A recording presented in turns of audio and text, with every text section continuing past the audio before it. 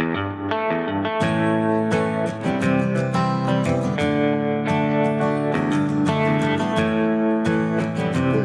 vamos a comenzar, son las 13 minutos. Egunon, eta eskerrik asko guztioi gurekin konektatzeagatik. Bienvenidos a todos y buenos días a esta segunda charla del tercer ciclo, EGAN Desafío COVID. Como sabéis, muchos de los que me habéis oído durante todos estos ciclos, tratamos desde EGAN de hallar un poquito pistas y pautas que nos permitan despegar en la próxima, esperemos que pronta, recuperación de todo este dramático tiempo que estamos viviendo. En este ciclo, como bien sabéis todos y como se ha promocionado en las redes y en los medios y los soportes de todos los socios y de EGAN, estamos intentando dar pautas, nosotros no, sino una serie de socios de EGAN, con respecto a la industria inteligente. En esta ocasión, hoy y mañana, va a ser Sisteplan, socio de EGAN desde hace muchos años y un histórico del clúster, los que nos van a dar la charla. Hoy va a ser Jorge Calderón, del área de desarrollo de negocios de Sisteplan y Product Manager en esa compañía, en esta ingeniería, que nos va a dar una visión de sistemas para el apoyo de mantenimiento basados en 3D, en realidad virtual y en como el BIM que era, Jorge, que no me acuerdo muy bien. El BIM es un sistema de modelización. Exactamente. Muchas gracias, Jorge. Empezamos sin más dilación para que podamos tener tiempo después para el turno de preguntas, que como sabéis podéis encender cámara y micro, hacer la pregunta de viva voz o, si queréis, utilizad la herramienta de chat que tenéis ahí arriba, en la barra de tareas hay un icono con un bocadillito y me podéis mandar a mí, si queréis hacer la pregunta en abierto, dais la pregunta a todos. Y si no, si queréis mantener el anonimato, pues me lo ponéis a mí, elegís la opción de solamente enviármela a mí y yo se la trasladaré al ponente en el turno de preguntas. Jorge, muchísimas gracias. Te escuchamos. Yo me quedo aquí contigo acompañándote. De acuerdo, muchas gracias. Bueno, me imagino que veis la presentación, ¿verdad? Hemos estado ensayando antes, Martín y yo, de acuerdo. Bueno, primero agradeceros, ¿no?, a Martín y a Egan pues la oportunidad, y a todos los que asistís, la oportunidad de presentaros mi visión sobre mi modesta visión, ¿no?, sobre estos temas que vamos a tratar, sobre los que en los últimos años el mercado va demandando, ¿no?, y estamos ofreciendo. Y bueno, espero dimensionar la presentación. Tengo unos 40 o 45 minutos, dejaremos un espacio al final para cuestiones que pueda haber de interés. Espero haberlo dimensionado porque es la primera presentación que hago para EGAN y en concreto de esta temática. Bueno, a modo de introducción, la presentación la he dividido en estas partes, ¿no?, básicamente en esos 6 apartados. A modo introductorio, deciros, bueno, esto es una cita que he visto que muchas veces se utiliza, ¿no?, que se atribuye a Charles Darwin, y realmente no es de Charles Darwin, sino del personaje que vemos en la foto de la izquierda, ¿no?, de un economista, de una persona de negocios, de Leon Megginson, que tiene que ver pues con lo que vivimos sobre todo en las últimas décadas o en el último siglo, ¿no? Un momento de transformación, sobre todo en el mundo empresarial, en el que el mercado demanda una alta adaptación y personalización de sus productos o a las condiciones de contexto en las que trabajamos y en un marco de alta competitividad. Y precisamente el año que estamos pasando todos, ¿no?, y con una especial afectación al sector en el que estáis, ¿no?, en el sector que representáis desde el clúster, el sector aeronáutico, ha impactado especialmente, ¿no? Tanto es así que pues, ha hecho que tengamos que cambiar muchas formas de trabajo o incluso el modelo de negocio, ¿no? Y es algo que hace que ahora me veáis algo natural, ¿no?, que esté yo hablando desde una habitación con un fondo infantil y dando una presentación a los que estáis asistiendo, ¿no? bueno, pues es algo a lo que nos tenemos que ir amoldando, ¿no? La supervivencia es lo que nos lleva, ¿no? Y esa transformación, pues es algo que también se está produciendo en el ámbito digital, ¿no? La transformación digital, la industria 4.0, todos esos términos que ahora estamos tan acostumbrados a escuchar, que hace 20 años ni apenas nos imaginábamos, ¿no? Cuando apenas casi el uso del correo electrónico era anecdótico, ¿no? Yo recuerdo en mis primeros años de experiencia laboral, pues que el uso del correo electrónico era algo que utilizabas una vez en el día, un par de veces, ¿no? Que tenías un ordenador ahí con pues el mundo digital ha transformado, ha cambiado tanto las formas de trabajo que es algo sobre lo que me voy a centrar en este caso, sobre todo centrado en la temática de mantenimiento, ¿no? Que es en lo que yo suelo trabajar, ¿no? En apoyo a empresas en soluciones de mantenimiento y en mi perspectiva en estos años profesionales, cómo veo que va cambiando, va evolucionando, ¿no? Y para eso os voy a explicar algunas de las técnicas que están más ahora de moda, que como dijo Manu Pedrero, ¿no? De Tecnalia, no son técnicas en sí que representen un fin, sino que son medios para mejorar en la forma de trabajo. Y la primera de ellas es el BIM. ¿Qué es el BIM? Bueno, el BIM técnicamente es un modelado de información de construcción o edificación. Un término que surge a inicios de la década del año 2000, aunque realmente sobre esas tecnologías ya se venía trabajando en décadas anteriores, pero como término surge en la década del 2000, popularizado por Jerry Leisening, y con motivo de intercambiar información en formato digital en el ámbito de arquitectura y construcción de edificios. Es decir, que es algo que aplica muy específicamente a la arquitectura y a edificios. En el ámbito industrial no es tan típico verlo como en el ámbito público, porque hay, como veremos más adelante, ya hay una serie de normativas para la implementación de este tipo de sistemas. ¿Qué características tiene? Pues tiene como principales características que hay un proceso de generación y gestión de datos de un edificio durante todo el ciclo de vida, es decir, que aunque en sus etapas iniciales fue utilizado sobre todo por la arquitectura, lo que se pretende es que ese modelado pueda ser utilizado por todas las áreas que intervienen en el ciclo de vida de los inmuebles o de ese tipo de infraestructuras. Que se utiliza un software dinámico de modelado de edificios en 3 dimensiones y en tiempo real, y que el principal objetivo no solo de esta técnica, sino de todas las técnicas, es la optimización de los tiempos y los recursos en sus distintas etapas de ciclo de vida, desde el diseño, construcción, mantenimiento o incluso el desmantelamiento de las infraestructuras. Y que concierne a la geometría, la relación con el espacio, la información geográfica, las cantidades y las propiedades de componentes de un edificio o infraestructura.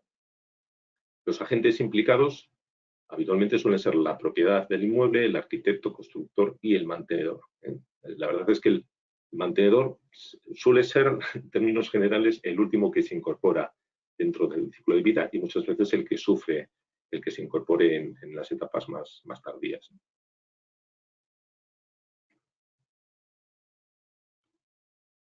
¿Cuáles son los principales sistemas BIM? ¿Cómo está el mercado ahora mismo? Bueno, pues las empresas pioneras son estas que pongo aquí, ¿no? Sigma Design, que a través de su producto Sigma Graphics, bajo Unix, sacó la primera versión en 1978, aunque todavía no se había acuñado el término de BIM, pero ya en modelado 3D, no solo al ámbito de infraestructuras o de inmuebles, ya existen aplicaciones orientadas igual más a producto.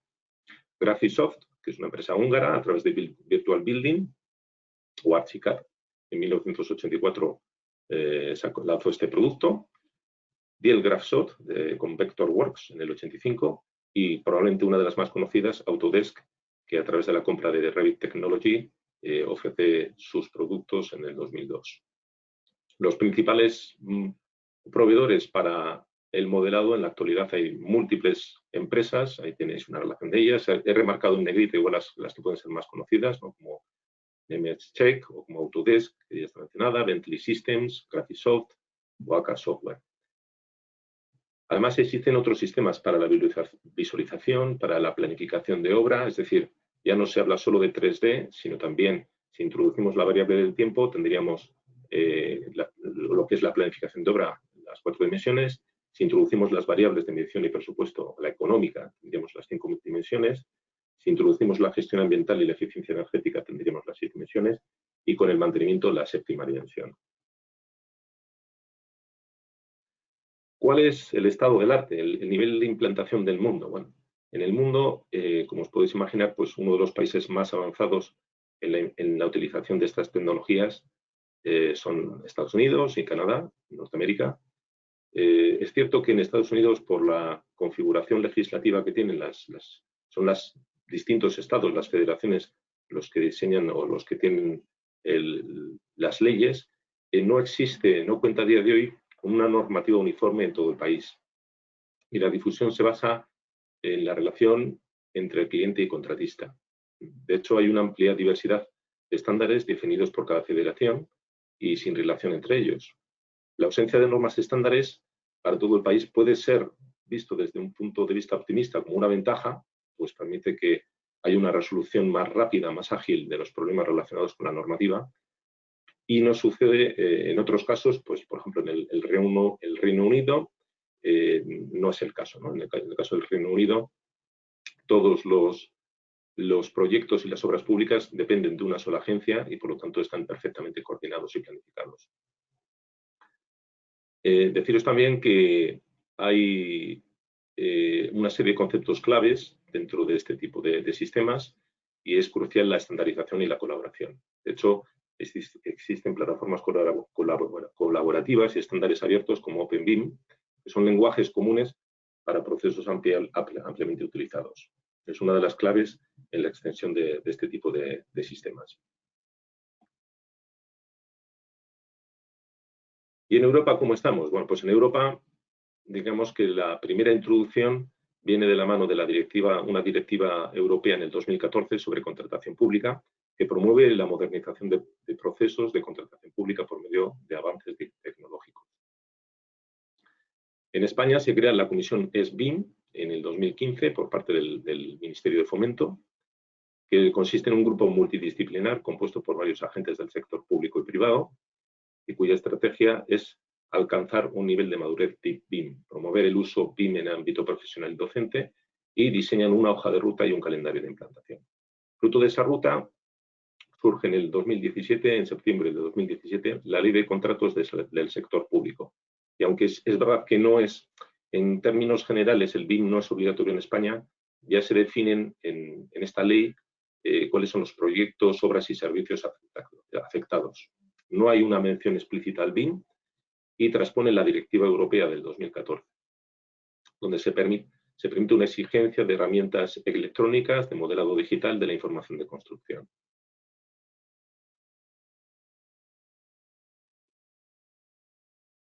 En determinadas instituciones públicas hay ciertas zonas geográficas que han avanzado más, ¿no?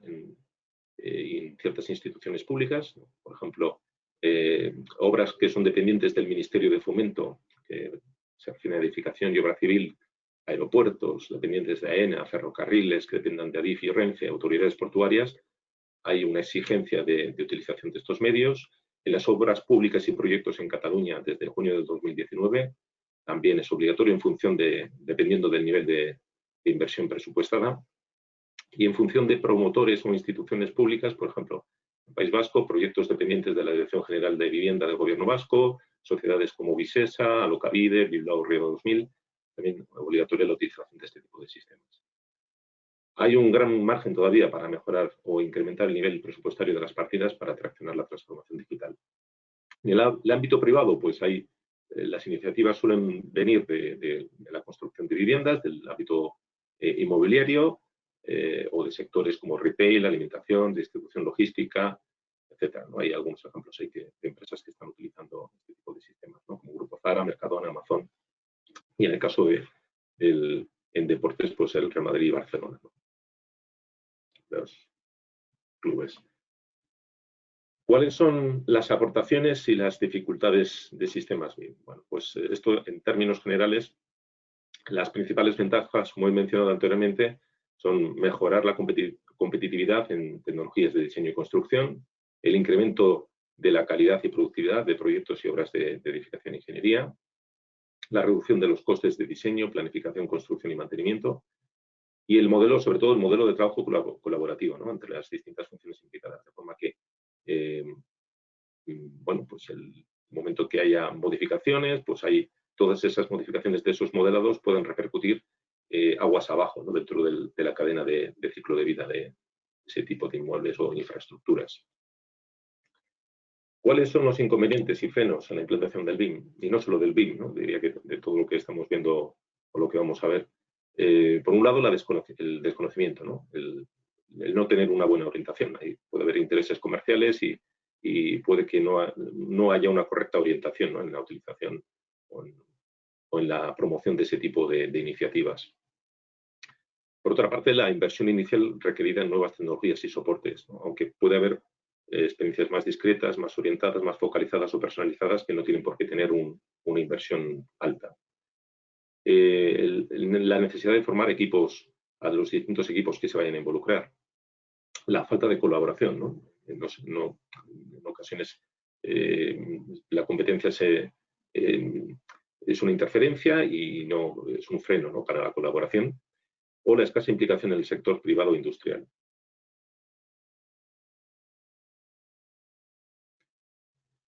Aparte de BIM, ¿qué otro tipo de herramientas o de modelización y representación gráfica existen, ¿no?, sobre todo cuando hablamos de 3 dimensiones?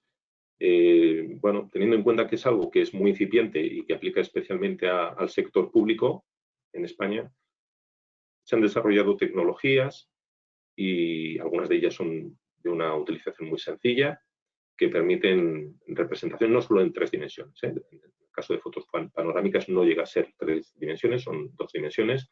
Por ejemplo, las nubes de puntos, ¿no? Las nubes de puntos lo que permiten es recrear un modelo tridimensional utilizando radares láser, que permiten un escaneo de una forma bastante rápida de espacios para hacer una reproducción del modelo digital. Una cosa es lo que es conformar el modelo digital y otra cosa es caracterizar ese modelo digital. Ahí es donde puede haber una mayor dedicación, ¿no? Lo que es hacer un escaneo es algo que se puede hacer de una forma muy ágil y muy rápida, ¿no? Esto es algo que en la actualidad se aplica en inspecciones de calidad se empezó utilizando en inspecciones de calidad de metrología, como instrumento para recreación de modelos tridimensionales en CAD, de objetos o espacios, o como fuente de información también para sistemas de información geográfica. Esto, como decía, es especialmente aplicable a infraestructuras, hospitales, a ayuntamientos, a inmuebles o infraestructuras que vienen ya de años atrás, donde puedes tener un modelo bidimensional en CAD, pero no tienes un modelo tridimensional. Las fotos panorámicas dan grandes posibilidades. No tienen el potencial que puede tener la representación en 3 dimensiones, pero dan grandes posibilidades porque hoy en día es algo muy accesible, ¿no? Está disponible en smartphones, en cámaras fotográficas, y es algo que se puede utilizar también para hacer una recreación, no exactamente en 3 dimensiones, pero que se aproxima bastante a la realidad. Y por otra parte, existen librerías de objetos en 3 dimensiones que lo que permiten, como podéis ver en la foto de abajo a la derecha, es que a través de esas librerías se puedan asociar o se puedan recrear entornos virtuales. Algo que es más reciente, bueno, aunque se inventó en el año 1948, pero que tiene bastante proyección, es la holografía. Entendiendo como la holografía la representación de imágenes en 3 dimensiones, es decir, ya no estoy utilizando un soporte con 2 dimensiones, una pantalla, unas gafas, sino que estoy utilizando una proyección en 3 dimensiones a través de la utilización del rayo láser. En la actualidad es algo que ya se viene utilizando desde hace tiempo, ¿no? Pues en los reproductores de DVD, en tarjetas de crédito o en los discos compactos, y tiene bastante proyección, ¿no? Pues es inminente que surjan las televisiones con representación holográfica, que se utilice para diseño industrial, para aplicaciones de medicina, educación, investigación y comunicación. Vamos ahora con la realidad virtual, ¿no? Digamos que estos modelados en 3 dimensiones, bien sean BIM o a través de otras tecnologías, pueden ser el soporte para lo siguiente, ¿no?, que es la realidad virtual. ¿Qué es lo que representa la realidad virtual? Bueno, pues es un entorno de representación de escenas y objetos que permite que una persona o usuario pueda interactuar con entorno sensorial tridimensional o con otro entorno sensorial. Genera en el usuario lo que percibe es la sensación de estar inmerso, ¿no? Por eso se llama realidad, ¿no? Aunque sea virtualizada. Y fue popularizado a finales de la década de los 80 por Jaron Lane. Para la inmersión en dicho entorno se utilizan dispositivos. Lo más habitual cuando hablamos de realidad virtual es asociarlo a unas gafas, pero existen ya en la práctica muchas aplicaciones que utilizan otro tipo de soportes, ¿no? Como pueden ser las tablets, monitores, smartphones, etc. Y pueden ir acompañados de otros elementos que incrementan la interacción, como trajes, guantes, otro tipo de estímulos sensoriales, ¿no? Que sean acústicos, olfativos, etc. Pueden ser inmersivas o no inmersivas, dependiendo de la posibilidad que se le dé al usuario de interaccionar. En el caso de que no sea no inmersiva, permite interactuar a través de navegación y precisan de la interacción con el usuario y el entorno visual a través de una interfaz que puede estar acompañado de movimientos, sonidos, incluyendo la voz, la fuerza y distintos canales. La realidad virtual puede ser, bueno, pues ya lo comento. ¿Cuáles son los usos más extendidos en la actualidad? Bueno, esto surge en la Segunda Guerra Mundial para los simuladores de pilotos, para el entrenamiento de pilotos de bombarderos. Digamos que el sector militar pues, ha supuesto, pues, la iniciativa ha sido el pionero, y en las siguientes décadas, ya con la estabilidad mundial que hemos tenido de forma generalizada, se aplican a otro tipo de sectores, ¿no? Fundamentalmente al entretenimiento, el cine, en los años 60, y desde la década de los 80 para videojuegos, sobre todo acompañado de la extensión de la comercialización de los ordenadores personales. En la actualidad, ya no solo se aplica a estos sectores que han sido los pioneros, sino que tienen muchísimas aplicaciones en distintos ámbitos, como la medicina y la salud, arquitectura, cultural, educativo, incluso retail. Medicina, por ejemplo, en operaciones en cirugía que requieren una alta precisión y habilidad, pues a través de robots o utilización de realidad mixta con información del paciente que le permite al cirujano pues, poder consultar radiografías, resonancias, TACs o incluso el atlas quirúrgico y el modelo de la parte concreta que se está interviniendo. Desde la perspectiva terapéutica, pues se utilizan para técnicas para la superación de fobias y traumas o para el control y el diagnóstico mediante la recreación de situaciones de estrés. Y también se utiliza no solo en el ámbito de la medicina, sino también en cualquiera para la formación, ¿no? Recreando situaciones concretas y en aras de preparar a los estudiantes para entrenarse ante situaciones reales. Es una de las tecnologías con mayor ratio de proyección y crecimiento previsto en los próximos años, siendo una de las claves en la transformación digital de las empresas, y ha evolucionado a tecnologías más complejas, ¿no? Como puede ser la realidad aumentada, que no es exactamente virtual, es decir, que esto se puso de moda sobre todo hace unos años con los Pokémon, ¿no? En la que pudo superponer a imágenes reales pues, ciertas imaginaciones, ¿no? O la realidad mixta, que sería la combinación de la realidad aumentada y de la realidad virtual, ¿no? Que permite interactuar con un entorno virtual y en tiempo real, donde puede haber un mix de objetos reales y virtuales. Y en el futuro, pues o en el presente diría ya, ¿no? Porque Microsoft ha lanzado ya desde hace 5 años una solución que es HoloLens. Se pueden utilizar ya no solo el soporte bidimensional que representan las pantallas, sino una representación tridimensional. En este caso, ¿cuáles son las principales aportaciones? Pues vienen muy de la mano de las que hemos visto con el BIM, ¿no? Sobre todo el salto espectacular que da en la experiencia de usuario, permitiendo que el usuario pueda interactuar, tocando, manipulando objetos y de una forma atractiva y divertida, que pueda aprender a través del juego. Un mayor acercamiento a la realidad por interacción sensorial del usuario. Una economización por reducción de tiempos y de costes, mejoras en resultados de calidad e incremento de precisión. Fomentar y hacer más eficiente el trabajo colaborativo y una y es algo que tiene una gran proyección, ¿no? Que está vinculado a la evolución logarítmica, ¿no? Como explicaba Manu en una charla anterior, de las tecnologías. Y los retos y dificultades que presentan pues, son muy similares a los que hemos visto, ¿no? Tienen que ser técnicas que vayan reduciendo los costes para su implementación.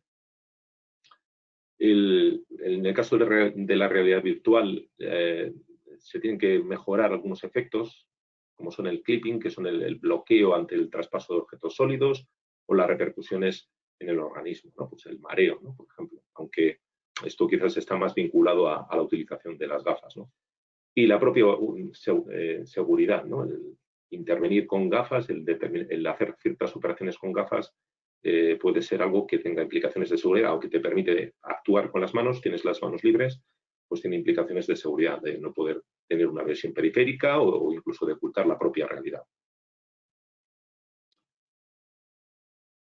Bueno, y ahora entramos en el terreno del mantenimiento, ¿no? ¿Cuáles son las aportaciones que hacen estas tecnologías al mantenimiento? Lo primero, bueno, pues estoy un poco obligado, ¿no? a hablar de la integración, las posibles integraciones con sistemas de mantenimiento. Son tecnologías o sistemas que se pueden utilizar de forma desvinculada, pero si están integradas con una herramienta como un sistema de mantenimiento, pues la experiencia es mucho más enriquecedora. En el caso del BIM, las principales aportaciones al área de mantenimiento radican en el hecho de presentar información de interés y relevante que se asemejan a la realidad. Y por ese motivo la aplicación de estos modelos se está convirtiendo en una herramienta muy interesante para la gestión de forma visual y simple. ¿Qué aplicaciones tiene? Pues, por ejemplo, el localizar o identificar un equipo, un activo dentro de una infraestructura que tiene muchísimos componentes, ¿no? Sobre todo esto puede ser algo que tenga especial repercusión en las personas con menos experiencia, ¿no? Dentro de los equipos de mantenimiento. El apoyo en la ejecución de los trabajos, ¿no? A través de presentando visualización de hojas de ruta, órdenes planificadas, acceso a historiales o a documentación asociada a los activos, que sean un respaldo para la ejecución de los trabajos. Que sea un instrumento para la formación o práctica del personal de mantenimiento, tanto en la identificación de partes de activos como de su acceso, instrucciones de seguridad, órdenes de montaje y desmontaje. Y puede ser también utilizada para áreas que se relacionan con el mantenimiento, es decir, a la hora de comunicar, hacer una comunicación de incidencias o de hacer consultas sobre situaciones de equipos o de trabajos en curso, puede ser una herramienta que se utilice como interfaz, esa interfaz que sea el 3 dimensiones, se puede utilizar para hacer ese tipo de consultas de una forma mucho más ágil que no haciendo un despliegue de un árbol jerarquizado de todos los activos. Por lo tanto, un Gmao de última generación lo que debería permitir para esas integraciones es que permita la importación de archivos de diseño, no solo de 3D, también de 2 dimensiones o de imágenes panorámicas, que permita una vinculación de esos modelos a los equipos que se tengan representados en el sistema de mantenimiento y viceversa, que permita visualizar los modelos de los equipos en la interfaz del sistema de forma embebida, que permita pues, las propias capacidades que tienen las herramientas de BIM, ¿no? Que permitan hacer rotaciones, zooms del modelo de 3 dimensiones o la ocultación, por ejemplo, de los elementos estructurales, ¿no? Que a veces son, pues son algo que puede complicar, ¿no? Pues en este caso aquí tengo 2 imágenes, una primera en la parte superior en la que se puede ver. Vamos a ver, vamos a activar el puntero.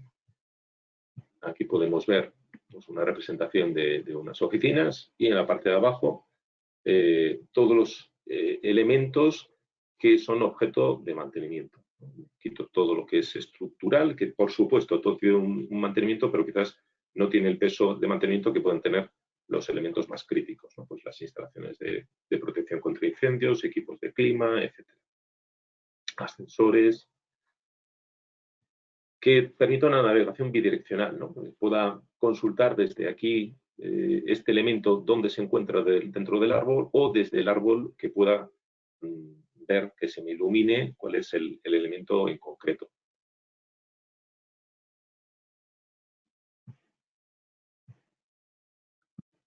Y que pueda hacer una visita virtual, ¿no? Una visita virtual sin necesidad de de estar físicamente o presencialmente, ¿no? Más características. Bueno, pues aquí hay otro. Ahí está. Aquí tenemos otro caso en el que esto puede aplicar en términos generales, gracias a la legislación, pues es algo que es más común en el ámbito de inmuebles o infraestructuras, pero si tuviésemos equipos productivos que tuviesen un modelado CAD, podríamos tener algo muy similar, ¿no? Podríamos tener un activo descompuesto en sus distintos elementos, de forma que me permite o bien aprender en cuáles son los elementos en los que se compone este sistema, o si tengo que hacer alguna consulta específica, que lo puedo hacer utilizando el modelado de 3 dimensiones, ¿no? De forma que una vez que tenga este elemento, pues puedo consultar manuales, instrucciones de trabajo, protocolos de seguridad, históricos, repuestos vinculados, etcétera. Esto sería lo que comprenderían, pues, varias utilidades, ¿no? La identificación, los históricos caracterizados de forma cuantitativa o cualitativa, ¿no? Con una aportación de fotografías, de informes, etcétera, consultas de carga de trabajo, de mantenimientos programados, de documentación, todo tipo de documentación asociada, seguridades para la intervención de los trabajos, características técnicas o repuestos. Que me permitan modificar algunos de los parámetros o características del equipo, es decir, este es otro de los puntos clave, ¿no? Que haya una integración entre los sistemas, ¿no? Si el modelado 3D queremos que sea el objeto que reúna, el contenedor que reúna toda la información, debería ser algo que permita acceder a esa información bajo unos permisos, o si queremos que sea el propio GMAO el que recoja parte de la información y solo lo que es las características de geometría y posición que vengan recogidas en el sistema BIM, podría hacer lo propio, ¿no? A través de edición de datos del propio activo o equipo. También esto es algo que se podría utilizar para la representación interactiva de indicadores y variables de proceso. Es decir, que no tienen que ser exclusivamente datos o características propias a los elementos, sino variables que tengan que ver con el proceso en el cual se encuentren estos elementos, ¿no? Bien sean temperaturas, caudales, variables de actividad, ¿no? Caudales, consumos energéticos, horas de producción o indicadores que pueden estar definidos en el propio sistema de mantenimiento, como incidencias pendientes, niveles de servicio, etcétera. Bueno, en la parte inferior lo que podéis ver es la representación de una fotografía a 360 grados. Aquí, como estoy con una imagen fija, no se puede ver, pero lo que se podría hacer con una foto panorámica es pinchando y arrastrando, así como en el modelo 3D lo que voy a hacer es rotar y acercar o alejar la imagen. En el caso de la imagen panorámica lo que voy a poder hacer es también hacer ese zoom o abarcar toda la vista panorámica. En este caso, por lo que representa es un cuarto de máquinas, ¿no? Donde hay una serie de cuadros, y en estos casos, fijaos que aparecen unos puntitos. Si me pusiera encima del puntito, lo que vería pues, es unos datos identificativos del activo con sus características, o podría tener acciones que me permiten realizar determinadas, interactuar con el sistema.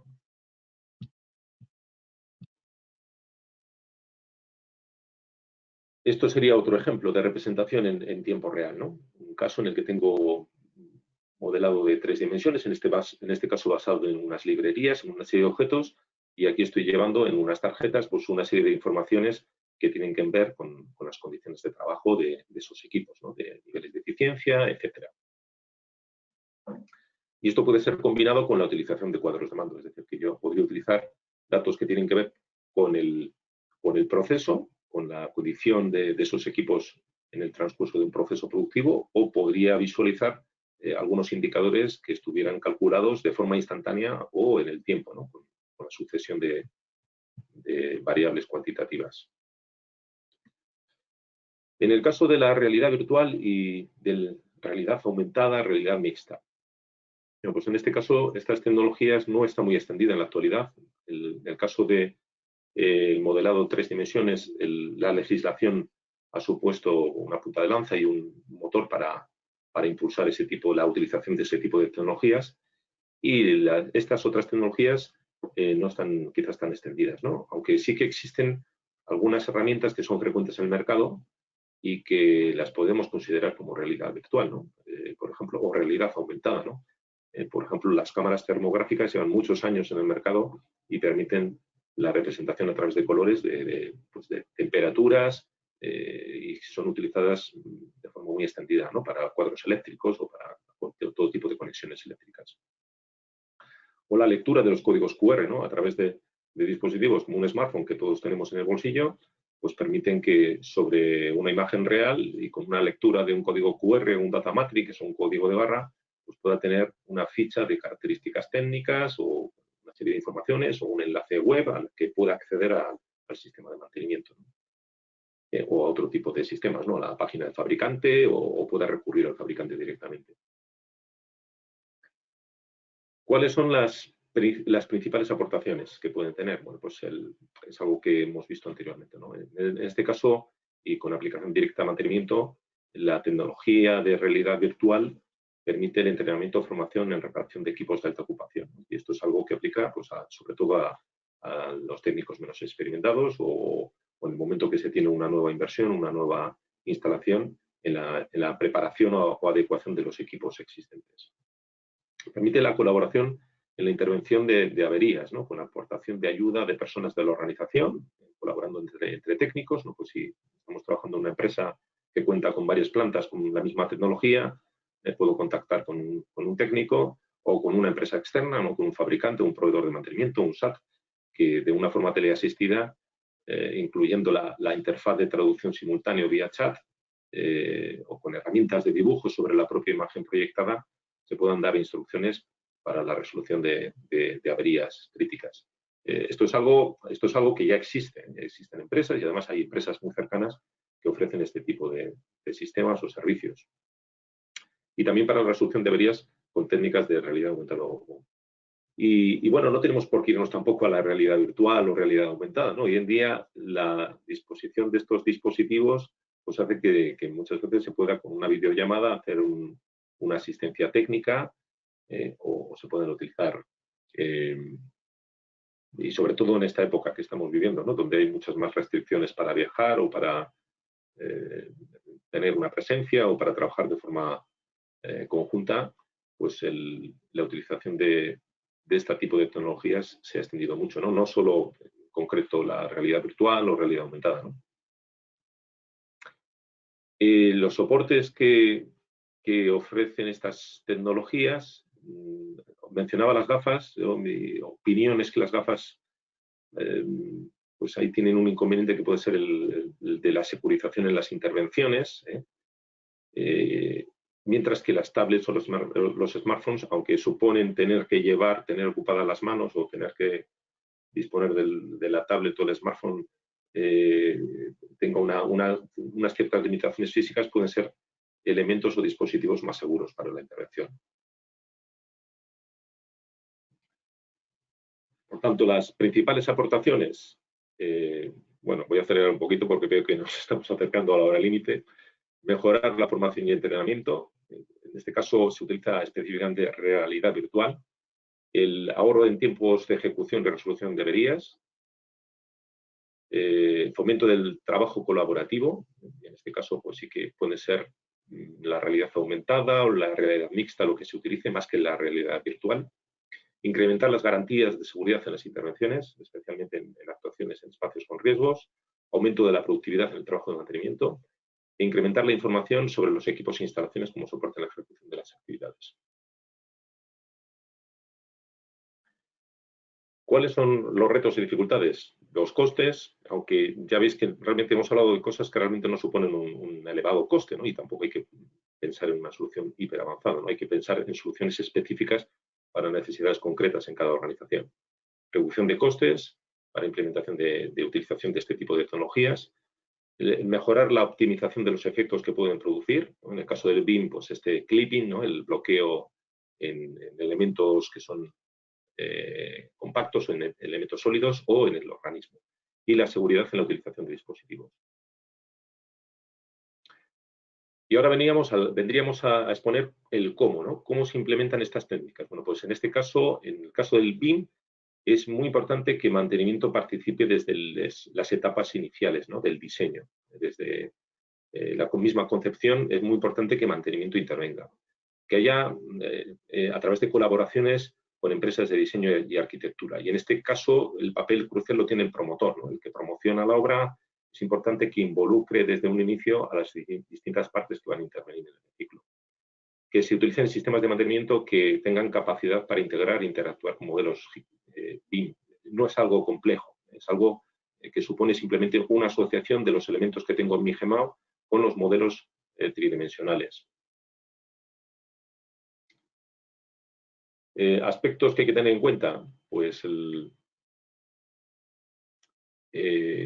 que todo lo que quiera representar tiene que estar en el modelo de 3 dimensiones. Cuando hablamos de BIM, pues sobre todo son instalaciones de frío y calor, iluminación, electricidad, fontanería, saneamiento, ventilación, protección contra incendios. Tiene que haber una perspectiva global del mantenimiento, es decir, no tiene que ser un mantenimiento que esté especializado en un tipo de instalaciones, sino que debería ser una perspectiva global del mantenimiento, preferentemente de la empresa propietaria del inmueble, aunque el servicio vaya a ser subcontratado, que haya una diferenciación entre elementos estructurales o de contexto que no aplican a mantenimiento, es decir, que yo pueda quitar todos los elementos estructurales, aunque los presente, los pueda quitar, los pueda obviar y me centre en las instalaciones, que haya una correlación entre el árbol de activos, donde un mismo elemento del GEMAO se corresponda con uno o varios objetos gráficos o viceversa, y que el lugar donde se mantendrían los registros. También esto es algo a tener muy en cuenta, ¿no? Es en el modelo BIM, es en el GEMAO, tiene que ser un único sitio. Si no, estamos duplicando tareas y ya estaríamos contraviniendo alguna de las ventajas que tiene la utilización de estos sistemas. Hay procesos de conversión de los objetos 3D para su mapeo y vinculación. Y otra cuestión muy importante es que el peso de esos objetos esté proporcionado al dispositivo que se vaya a utilizar. En mantenimiento no vamos a tener un modelo de diseño gráfico, no vamos a tener workstations con una gran capacidad de mover objetos gráficos, con tarjetas gráficas, con procesamiento RAM. Normalmente, o a lo sumo, van a ir con un smartphone o con una tablet. Es muy importante que esos modelos, esos objetos estén dimensionados. Igual si no están dimensionados correctamente, pues habrá que partirlos en varias partes y de forma que puedan ser manejables a través de este tipo de dispositivos. Por lo tanto, los aspectos claves es que haya una colaboración con el cliente de distintas empresas tecnológicas y centradas en la personalización de la solución orientada a las necesidades específicas del cliente. Y nada más, agradeceros a todos vuestra asistencia, el haber aguantado hasta el final y dejo turno para preguntas si las hay. Maldita mascarilla. Muchas gracias, Jorge. Fenomenal. Yo tengo una pregunta a través del chat. Bueno, todo el mundo tiene una pregunta a través del chat que la han hecho a todo el mundo. No sé si tú en tu chat particularmente te ha llegado a algo. Sí, lo consulto. Sí, yo te leo la que han mandado a todo el mundo. ¿En qué categoría BIM, realidad virtual, estará el software de Dassault CATIA? Ya sabes, el software de diseño CATIA. De Dassault CATIA, bueno, Dassault sí que ofrece muchísimas soluciones y en concreto la de CATIA, pues no sabría decirlo muy bien, porque no lo conozco, pero me imagino que siendo CATIA, pues está más relacionado con las 3 dimensiones, aunque las 3 dimensiones al final es un soporte para la realidad virtual, ¿no? Ese modelado tridimensional es lo que necesita cualquier aplicación de realidad virtual, ¿no? Me imagino que tratándose de Dassault tendrán soluciones seguramente para BIM y para realidad virtual, no lo dudo. Muy bien. ¿Alguien quiere abrir micrófono y preguntar? Tengo otra aquí. Mira, acaba de llegar otra. En el mantenimiento, la interfaz hombre-máquina es fundamental. ¿Hacia dónde piensas que vamos? ¿Smart, tablets, HoloLens? Bueno, en la práctica, la utilización de smartphones está muy extendida. Quizás el sector de mantenimiento inmobiliario, de empresas de mantenimiento, ha sido el pionero. Las empresas que muchas de ellas surgieron a raíz de grandes constructoras, otras son empresas que han tenido siempre, bueno, han nacido en la vertiente de mantenimiento. Son las que han sido las pioneras en la utilización por el hecho de tener implícita la movilidad, pues han sido las pioneras en la utilización de smartphones. En el ámbito industrial, cada vez es más extendido la utilización de smartphones y de tablets. Digamos que en la actualidad sí que hay equipos de mantenimiento que pueden contar con una serie de tablets. Muchos de ellos ya tienen todos smartphones rotativos o personales. Y en el caso de HoloLens, todavía no lo he visto, ¿no? Sí que he visto aplicaciones con gafas de realidad virtual, pero con hologramas todavía no lo he visto. Llevamos 5 años con esa solución de Microsoft, seguramente que ya lo haya y seguro que en Estados Unidos es donde han empezado, donde han sido los pioneros. Muy bien. ¿Alguna pregunta más? Estamos a -10. Jorge, bueno, muchísimas gracias por tu ponencia. A nosotros. Sobre todo porque has estado dando, pues eso, pistas para poder implementar o para poder valorar o para poder analizar. Cuando, como bien dices, que dijo Manu Pedreros y también lo tomamos como nuestro también, es que esto no es un fin, la digitalización no es un fin, la industria inteligente no es un fin, son medios para aumentar nuestra competitividad y poder recuperar cuota de mercado y volver a tener que es lo que estamos ahora nichos. mismo todos embarcados. Exacto. Entonces ahora hay que analizar todas estas soluciones que estáis planteando en este ciclo y decir que cada empresa, cada entidad diga, pues bueno, vamos a ir por ahí y a analizar bien y hacer una estrategia buena y clara.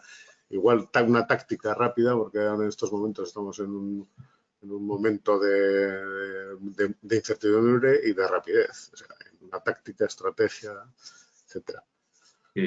Si nadie hace ninguna pregunta más, Jorge, yo damos 10 minutitos así para un café para que los siguientes webinarios, pues que tenga todo el mundo y todas esas reuniones que estamos todos apretados, pues podemos aprovechar todos.